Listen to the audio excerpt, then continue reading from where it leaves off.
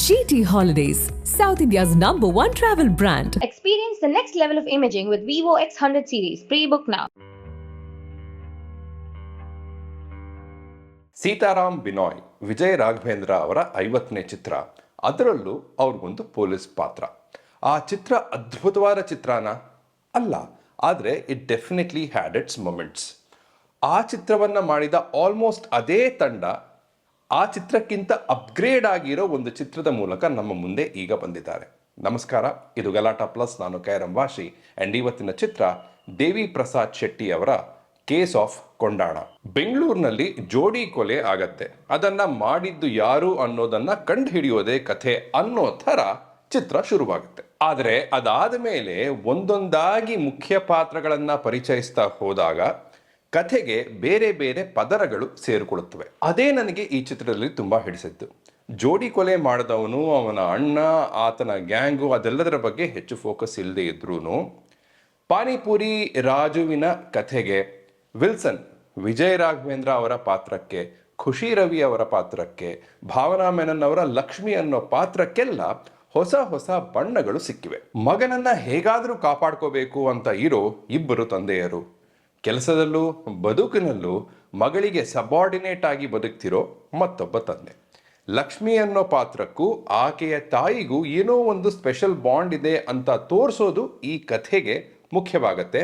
ಅಷ್ಟನ್ನು ಮಾತ್ರ ಮಾಡ್ತಾರೆ, ಆದರೆ ಅದನ್ನೆಲ್ಲ ಹೆಚ್ಚು ಎಕ್ಸ್ಪ್ಲೇನ್ ಮಾಡ್ತಾ ಕೂರೋದಿಲ್ಲ. ಲಂಚ ಕೊಟ್ಟು ASI ಆಗಿರೋ ಹೀರೋ, ತನ್ನ ಮೂಗಿನ ಮೇಲೆ ಕೋಪ ಇರುತ್ತೆ, ದೇಹದಲ್ಲಿ ಶಕ್ತಿನೂ ಇದೆ, ಹಾಗಾಗಿನೇ ಕೆಟ್ಟವರ ಜೊತೆ ಮಾತನಾಡುವಾಗ ಮಾತಿಗಿಂತ ಹೆಚ್ಚು ಕೈಯನ್ನೇ ಬಳಸ್ತಾನೆ. ಆದರೂ ಈತ ತನ್ನ ತಂದೆಯ ಮುಂದೆ, ತನ್ನ ಪ್ರೇಯಸಿಯ ಮುಂದೆ ಅಳುವುದಕ್ಕೂ ಯೋಚನೆ ಮಾಡೋದಿಲ್ಲ. ಕೆಲವೊಮ್ಮೆ ಭಯ ಪಡ್ತಾನೆ, ಬೇಡ್ಕೋತಾನೆ, ಓದೇನು ತಿಂತಾನೆ. ವಿಲ್ಸನ್ ಅನ್ನೋ ಪಾತ್ರ ಹಾಗೂ ವಿಜಯ್ ರಾಘವೇಂದ್ರ ಅವರ ನಟನೆ ಈ ಚಿತ್ರಕ್ಕೆ ಒಂದು ದೊಡ್ಡ ಪ್ಲಸ್. ಜೋಡಿ ಕೊಲೆ ಹಾಗೂ ಅದರ ಹಿಂದಿರೋ ಗ್ಯಾಂಗು, ಪಾನಿಪುರಿ ರಾಜು, ವಿಲ್ಸನ್, ಲಕ್ಷ್ಮಿ ಅಂತ 4 ಟ್ರ್ಯಾಕ್ಗಳು ಈ ಚಿತ್ರದಲ್ಲಿ ಬಹುಪಾಲು ಅಟ್ ಎನಿ ಪಾಯಿಂಟ್ ಜೀವಂತವಾಗಿಯೇ ಇರುತ್ತೆ. ಅದನ್ನ ಇಂಟರ್ಕಟ್ ಮಾಡಿರೋ ರೀತಿ ನನಗೆ ತುಂಬ ಹಿಡಿಸ್ತು. ಒಂದೇ ಸಮಯದಲ್ಲಿ ಇಬ್ಬರು ಸಸ್ಪೆಕ್ಟ್ಸ್, ಪಾನಿಪುರಿ ಗಾಡಿಗೆ ಟಾರ್ಪಾಲಿನ್ ಹಾಕಿ ಅದನ್ನ ಕಟ್ಟೋಕೆ ಉಪಯೋಗಿಸೋ ಕಲ್ಲು, ರಾಜು ಹೆಂಡತಿಯ ಪಾತ್ರದಲ್ಲಿ ನಟಿಸಿರೋ ನಟಿಯ ನಟನೆ, ಗಗನ್ ಬೇಡಾರಿ ಅವರ ಸಂಗೀತ, ಇದೆಲ್ಲವೂ ನನಗೆ ಇಷ್ಟವಾದವು. ಈ ಚಿತ್ರದಲ್ಲಿ ನನಗೆ ಸಮಸ್ಯೆಗಳು ಅಂತ ಅನಿಸಿದ್ದು ಟೈಮು ಸ್ಪೇಸ್ನ ಬಗ್ಗೆ ಹೆಚ್ಚು ಗಮನವನ್ನು ಕೊಡದೇ ಇರೋದು.